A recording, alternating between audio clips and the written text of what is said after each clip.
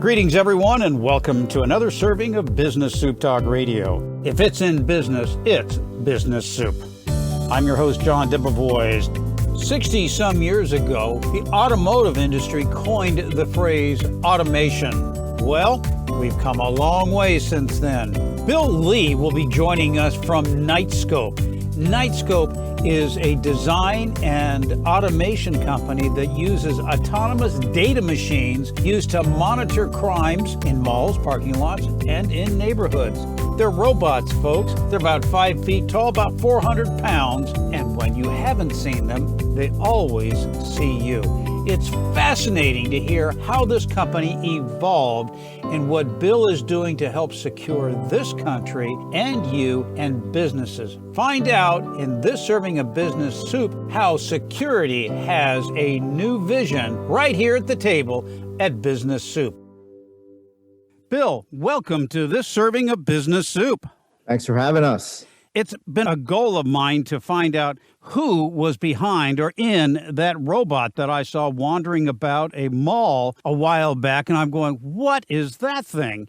And I'm following it around. Then it turned around and started following me. I guess I was of a suspicious character. And you are the CEO of Knightscope. So let's just say that you and I met for the first time at a party, at a reception. And I asked you, well, Bill, what is it that you do with Knightscope? So what is your cocktail version of a speed pitch? Sure.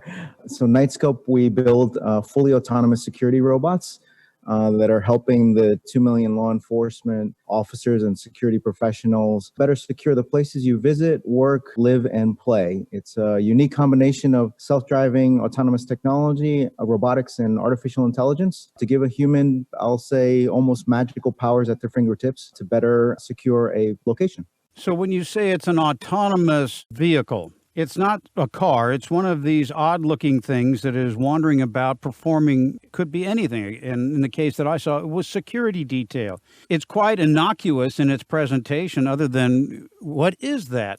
So it's able to monitor the activities of what's going on in a mall and be able to alert someone if there is a security situation, or is it just the eyes and ears of somebody in a monitored position? So there's two things actually going on at the same time. One is we have numerous form factors and sizes of the machines, from a stationary one to an indoor one, outdoor one. If you visit us at knightscope.com, you can check them out there. The one that's one of the most popular is the K5 outdoor. And one of the first things we want to do from a security standpoint, which most people don't realize, is just providing a physical deterrence can stop a lot of negative behavior. So, for example, if we put a marked police car in front of your home or your office or on the highway, criminal behavior changes, or your foot's going to hit that brake immediately without even thinking about it. The K5 is 5 foot tall, 400 pounds. It roams around on its own, autonomously, without any human intervention. And then the second thing is to grab as much data from the environment impossible that no human could ever possibly digest. So these machines generate over 90 terabytes of data a year. And we put that into, with some machine learning and artificial intelligence, into a format that a human can actually utilize. So detect certain things that might be of interest for a security guard to keep an eye on. Putting it into my perspective, it wanders about and it's able to collect all this information around my property. Let's say I'm a tenant in a mall and it is going about in its autonomous fashion, taking record of everything that is within its scope, whether it sees it or hears it. Yeah, our clients are certainly malls, law enforcement agencies, numerous hospitals, manufacturing facilities, logistics facilities, commercial real estate, Fortune 1000 corporations. Basically anywhere indoors or outdoors, you might see a security guard's a fair opportunity for us. And the machines, for example, can read 1,200 license plates a minute and run it against a database that the client might have. You can detect a mobile device within a few hundred feet of the machine and treat that mobile device as if it's a license plate. You can detect a person. You can detect the person. You can run a thermal scan of the environment. The security guards can even speak through the machine as if it's a mobile PA system, or it can automatically issue broadcast audio warnings. So there's a lot of opportunities for the machine to do the monotonous, computationally heavy stuff and sometimes dangerous stuff that you don't want the humans necessarily to be doing. So, for example, do you want to be the security guard at a hospital right now? Probably not. Yeah. And not to be funny about it, but the robots are immune and are continuing to operate despite the pandemic. So they're built like a 5 foot tall linebacker. So not much is getting through them. Yeah, we have a little bit of this challenge of being, you need to provide enough of a physical presence, but this is not a military product. You can't scare the child and you can't scare grandma, right? So it's got to be somewhere in between, like, okay, it's big enough that I'll do a double take and maybe I'll decide not to steal that car right now because I have no idea what that thing does without being imposing because we're in, public settings. Well, and you certainly couldn't pick it up and run off with it either. No, that hasn't happened. I'm sure it will one day, but those folks are going to be a little bit surprised when they figure it out. Well, and it's going to leave its own digital trail. Exactly. And it's a felony in all 50 states to be tampering with the gains. And, we put a few people in jail and they'll start realizing that you're not supposed to do that. No different than you probably shouldn't mess around with a law enforcement vehicle. We're talking with Bill Lee from Knightscope. We're talking about automation and robotics. The term of automation really came from the automotive industry way before I was born. And I saw the first steps of automation in the assembly line when the union workers were demanding so much money at the automobile factories that the manufacturers started putting in robots to start assembling the cars. Well, now they've gotten even better and bigger and more of them.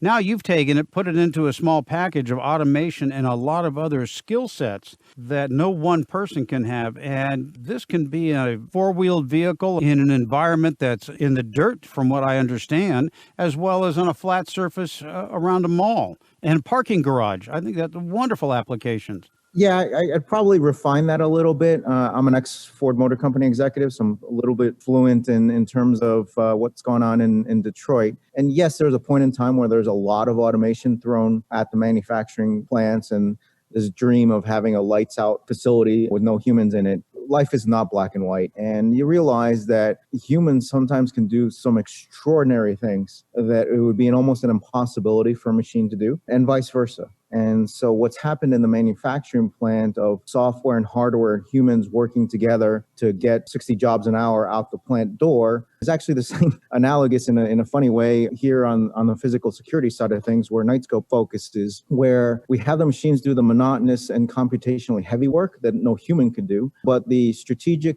decision-making and enforcement is left for the humans. So a better way to think about it is these are really smart eyes and ears and tools for the officers and guards to do their jobs much more effectively. You can contrast that to the soldiers out in the theater of war. You've got 2 million plus soldiers out there, a $700 billion annual budget at Department of Defense, and a Lockheed Martin and a Northrop and a Boeing building you whatever technology you might ever desire. That, unfortunately, does not happen for the million security guards and the million law enforcement officers. Your listeners might want to know that the U.S. Department of Justice and the U.S. Department of Homeland Security have no federal jurisdiction over 19,000 law enforcement agencies and 8,000 private security firms.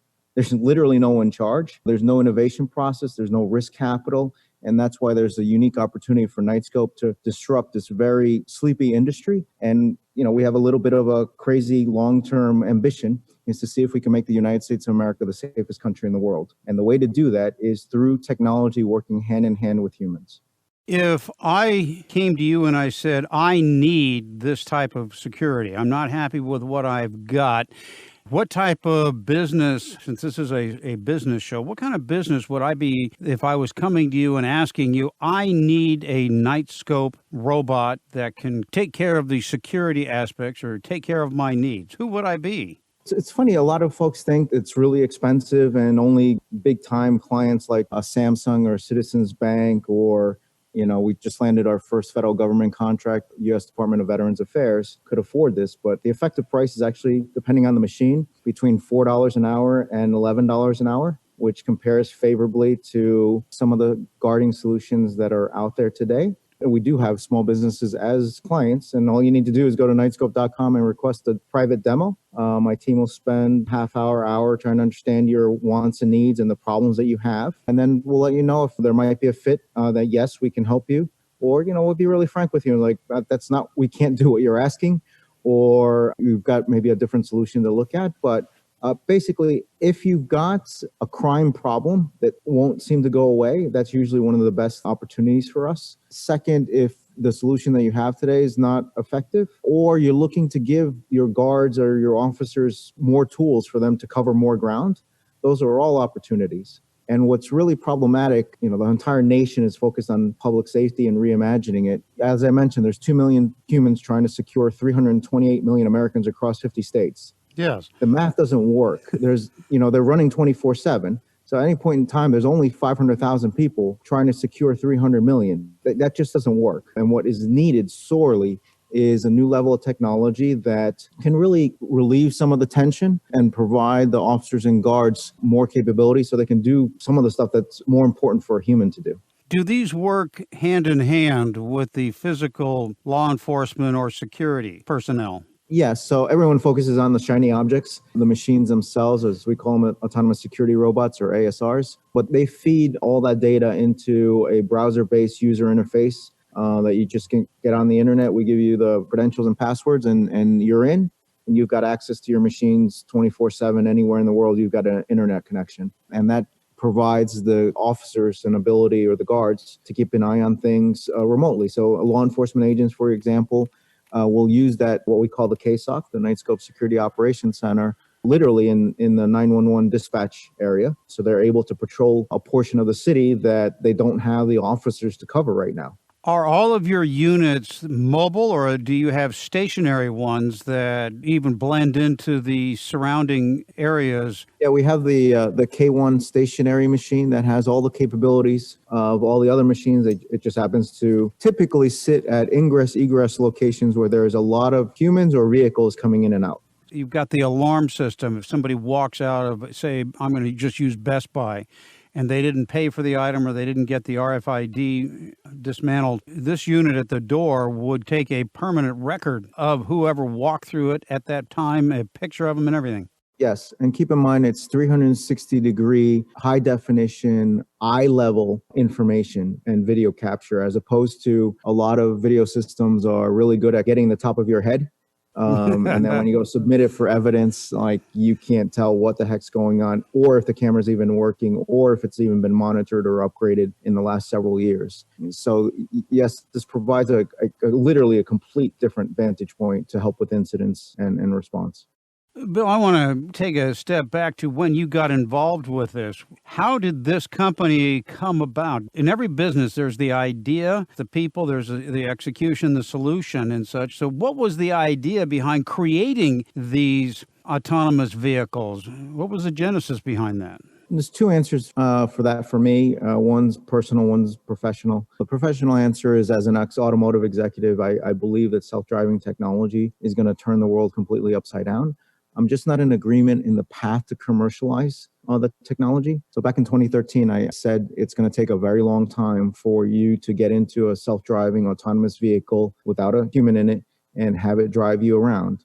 I would suggest that there's probably no one on this call that's ever done that before and is not doing it today. It's the year 2020. No one shipped anything just yet. Part of it is because everyone's trying to work on the most difficult problem first, as opposed to what we try to do is the crawl, walk, run approach. So now that we've operated more than 1 million hours out in the field across 5 time zones, we're coming up on our 4th winter. We've got this working at 1 to 3 miles an hour. And then little by little, we'll go 3 to 10, 10 to 15, et cetera, and manage our way to commercializing the technology in a much faster and sane manner. So that's kind of more of a technical interest. The personal answer is I was born in New York City, and someone hit my town on 9/11, and I'm still profoundly ticked off about it.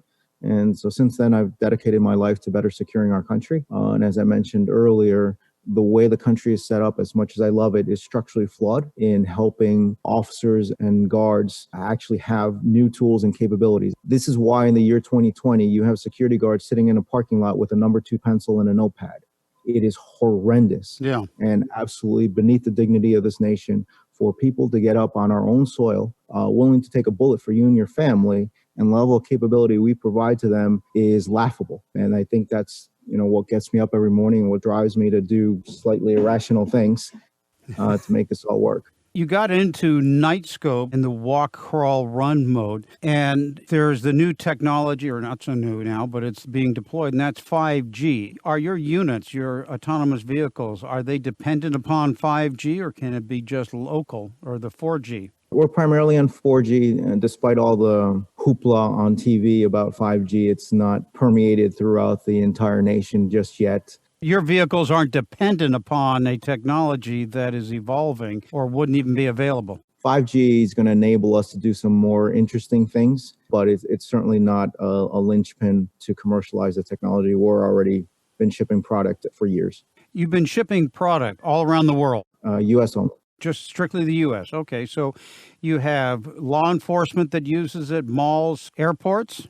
Airports, we're about to deploy one in Texas Airport, a rail transit area, actually a private residence in Los Angeles. We just signed a contract for water utility. We're up on our 5th hospital, I believe. So it's, again, interesting opportunities. Once you start thinking about it, the possibilities are almost endless. Well, if it's in a hospital or multi-floor, how does it push the elevator buttons? Most of the crime actually happens outside.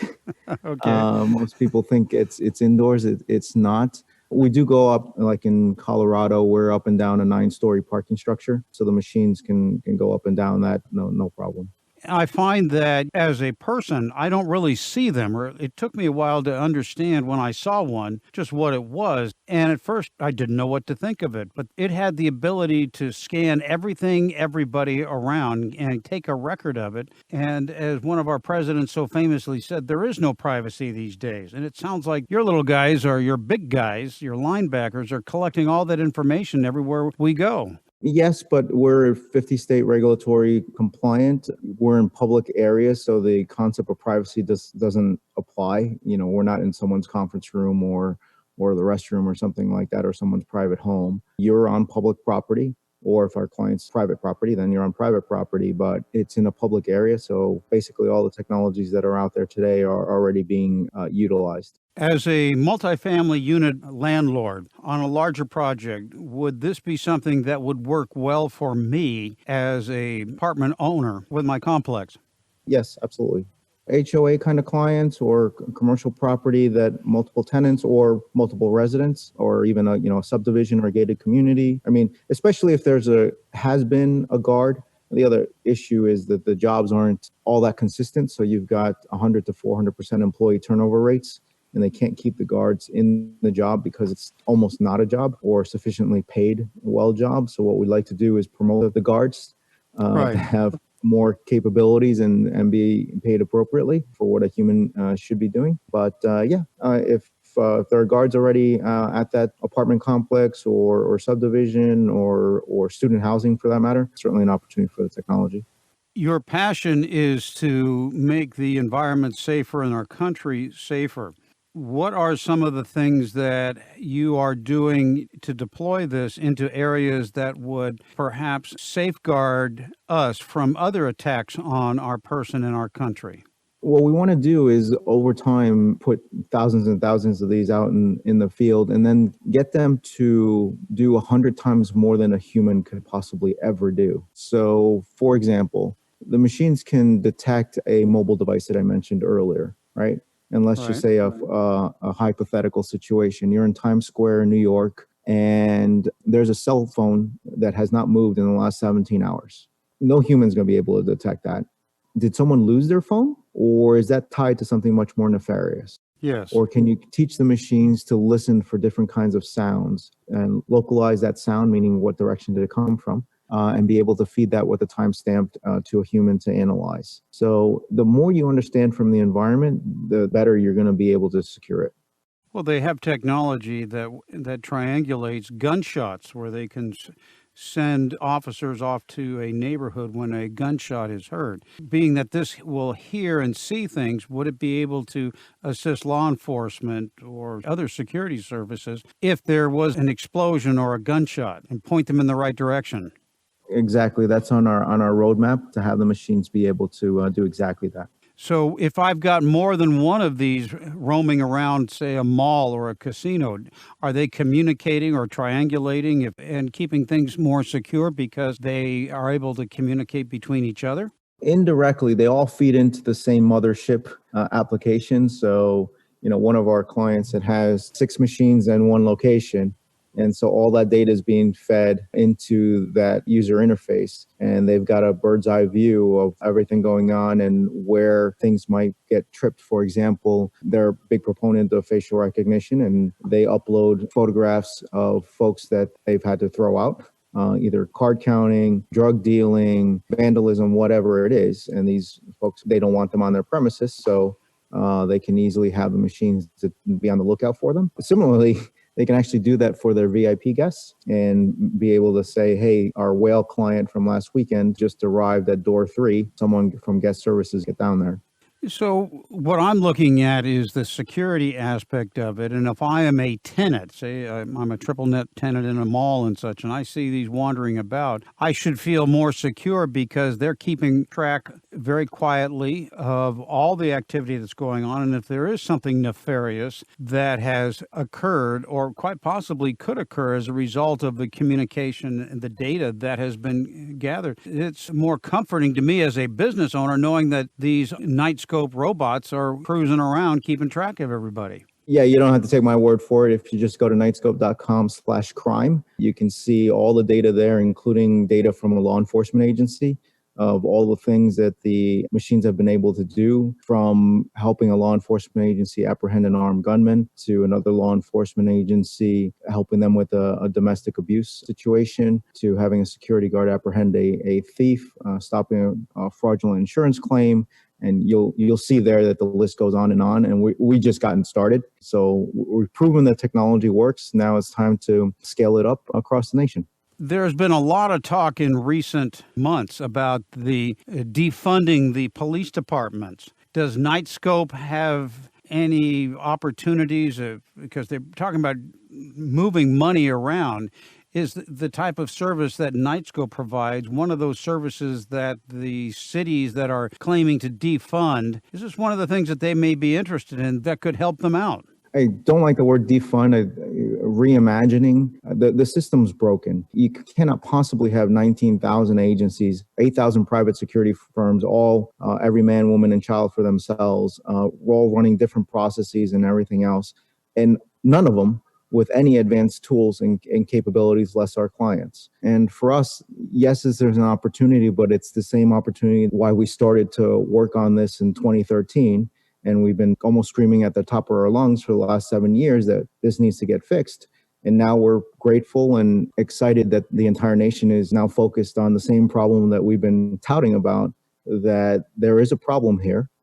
We can be part of that greater solution and hopefully tone down the tensions and actually start working on solutions to the problem.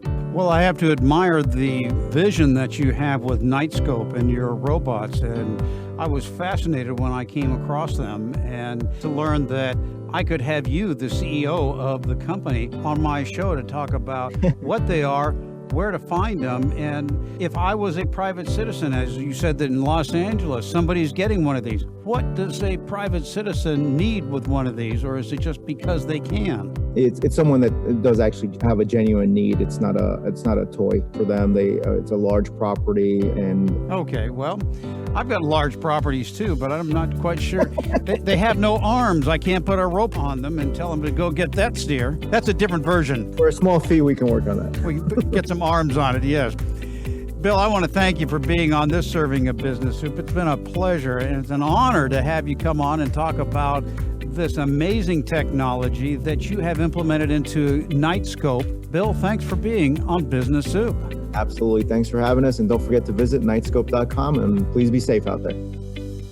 This has been another serving of Business Soup, where business comes for business. I'm John Debevoise, inviting you to visit the website for more servings of what is best in business.